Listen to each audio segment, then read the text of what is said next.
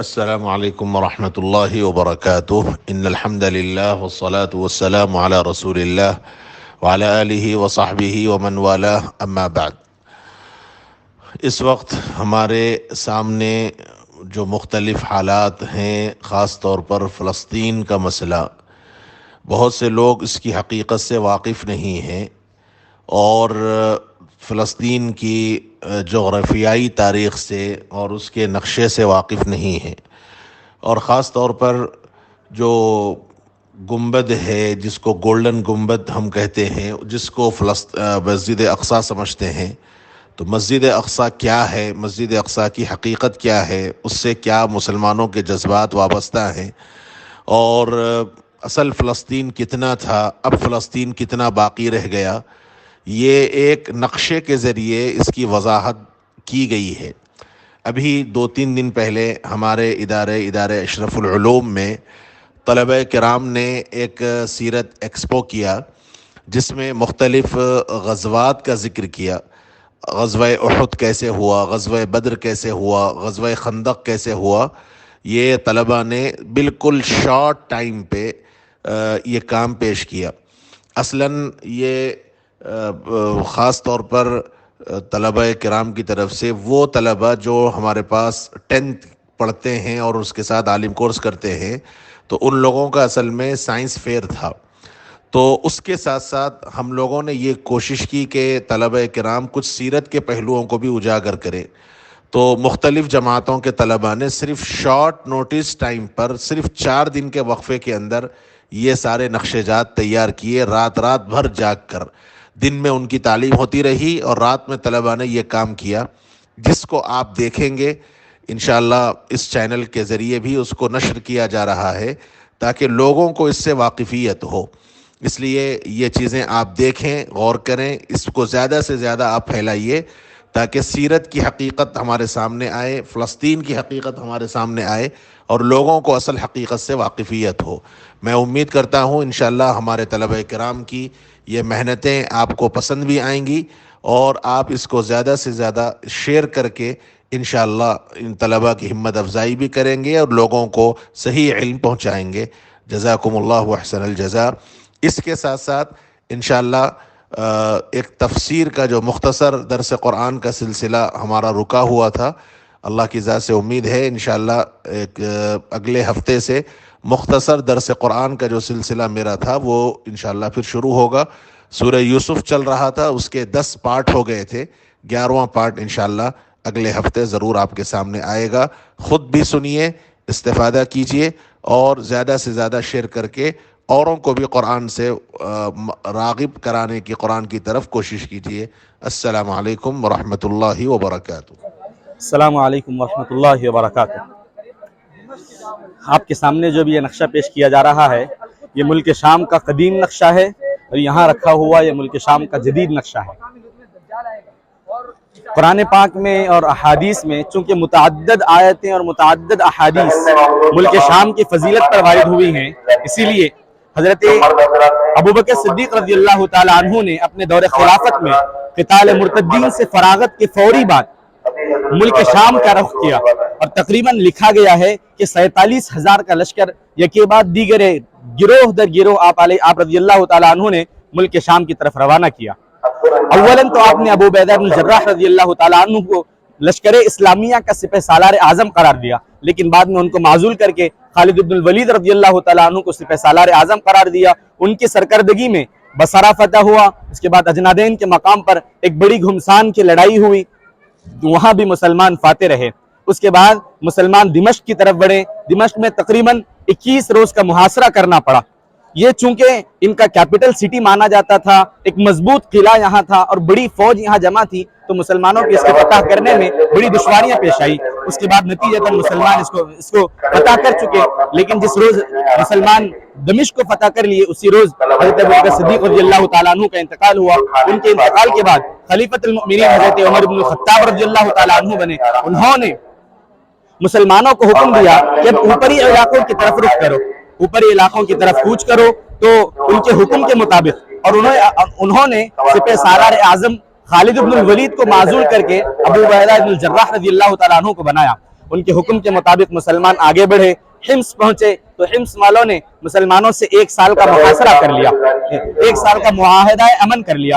ان کے معاہدہ امن کو ملحوظ رکھتے ہوئے مسلمانوں نے ان کے ساتھ واپس جنگ و جدال نہیں کیا، آگے بڑھے اور قنسرین کے علاقے میں آئے، اور قنسرین کے علاقے والے چونکہ مکمل تیار و مستعد تھے لڑائی جھگڑے کے لیے، تو مسلمانوں نے ان سے جنگ کی اور تقریباً 6 سے 8 مہینے تک کئی متعدد جنگیں ہوئیں۔ ان جنگوں کے نتیجہ میں مکمل قنسرین کا علاقہ مسلمانوں نے فتح کر لیا۔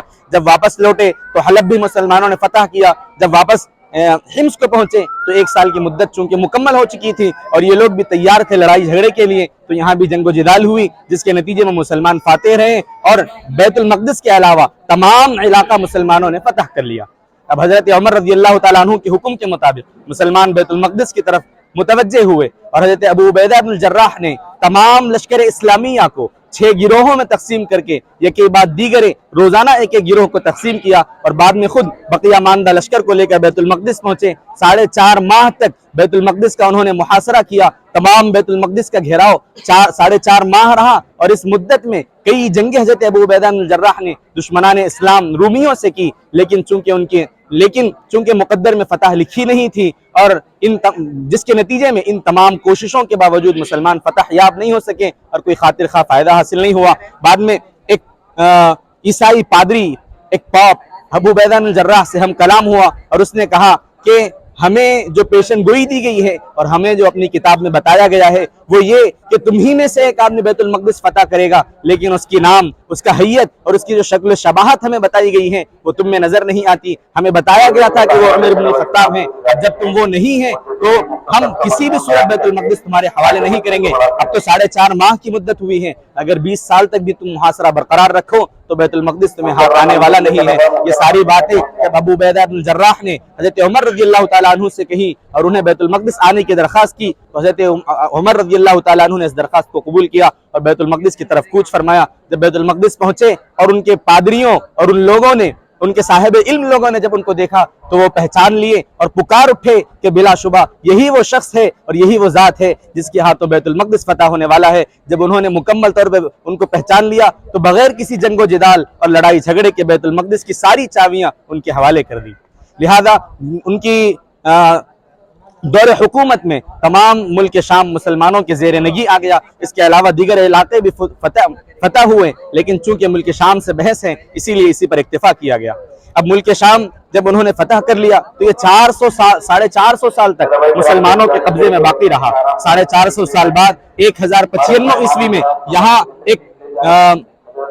یہاں اسرائیلی طاقت یہاں سے داخل ہونا شروع ہوئی۔ سب سے یہاں ترکیہ کا علاقہ ہے، یہاں سلجوقی سلطنت تھی، تو انہوں نے ترکیہ علاقے کے قونیہ کو سب سے پہلے شکست دی۔ اس کے بعد انطاکیہ میں داخل ہوئے، انطاکیہ کو شکست فاش دی۔ اس کے بعد یہاں سے ساحلی علاقے فتح کرتے ہوئے وہ لوگ بیت المقدس پہنچے، فلسطین کو فتح کیا، بیت المقدس پر قابض ہو گئے۔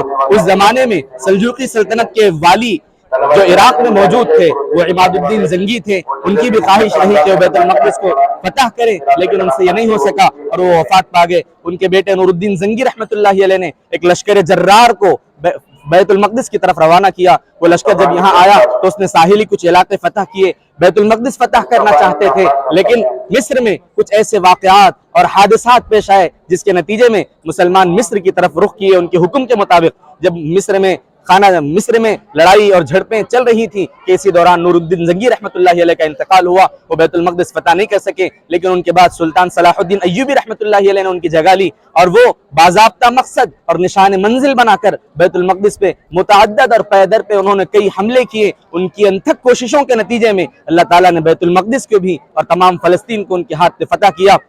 لیکن چونکہ یہاں تمام رومی تھے، ان رومیوں کو انہوں نے مار بھگایا تھا، تو وہ یہاں آ کر ایک علاقے میں جمع ہونا شروع ہو گئے۔ 2 سال کے بعد پھر انہوں نے کوششیں شروع کی تو وہ فلسطین کے بیشتر علاقوں پر آہستہ آہستہ قابض ہوتے چلے گئے، لیکن حضرت صلاح الدین ایوبی رحمۃ اللہ علیہ نے کسی بھی صورت میں بیت المقدس کو اپنے ہاتھ سے جانے نہیں دیا اور اس کو باقی رکھا۔ اسی حالت میں بیت المقدس میں وہ قیام فرمایا، یہی ان کی وفات ہوئی اور یہی ان کا مقبرہ بھی موجود ہے۔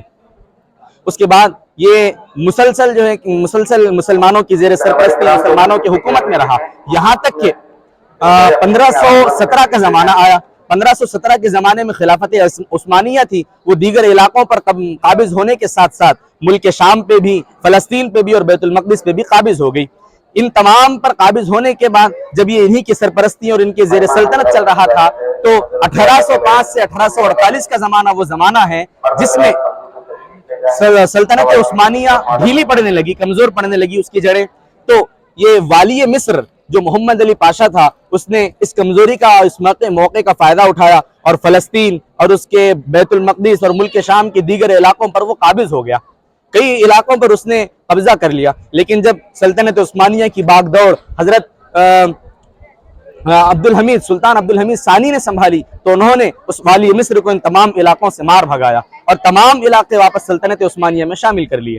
لیکن جیسے ہی سلطان عبدالحمید ثانی کا وفات ہوا، لیکن ان کی زندگی میں یہ بھی ایک واقعہ پیش آیا کہ یہودیوں نے ان سے ایک بڑی رقم کی پیشکش کرتے ہوئے یہ مطالبہ کیا کہ ہمیں بیت المقدس میں قیام اور مقام کے لیے کچھ تھوڑی سی جگہ دے دی جائے. لیکن انہوں نے اس کو پایا تحقیر سے ٹھکرایا، جس کے نتیجے میں وہ آپ کے متعلق انتہائی عصبیت اپنے اندر پالنے لگے.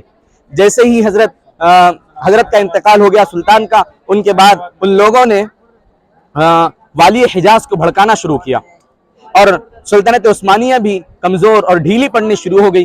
تو والی حجاز کو یہ کہہ کر بھڑکایا کہ اللہ کے نبی نے تو کہا تھا کہ الائمۃ من القریش، یہ قریش میں سے نہیں ہیں، تم نسلاً تم عربی ہو اور یہ عجمی ہیں، عجمیوں کو عربیوں پر کب سے فوقیت ہونے لگی. اس نے نسلی امتیاز کے ذریعے سے ان کے اندر عصبیت کو اور ان کے اندر دشمنی کو بڑھاوا دیا، جس کے نتیجے میں والی حجاز نے سلطنت عثمانیہ کے خلاف عالم بغاوت بلند کیا. یہ عالم بغاوت اس نے 1916 میں بلند کیا اور یہ بغاوت کی آگ بڑھتی گئی یہاں تک کہ 1924 عیسوی میں سلطنت عثمانیہ ہی کے ایک سپہ سالار کمال اتا ترک نے سلطنت عثمانیہ کے خاتمے اور اس کے منہدم ہونے کا اعلان کر دیا.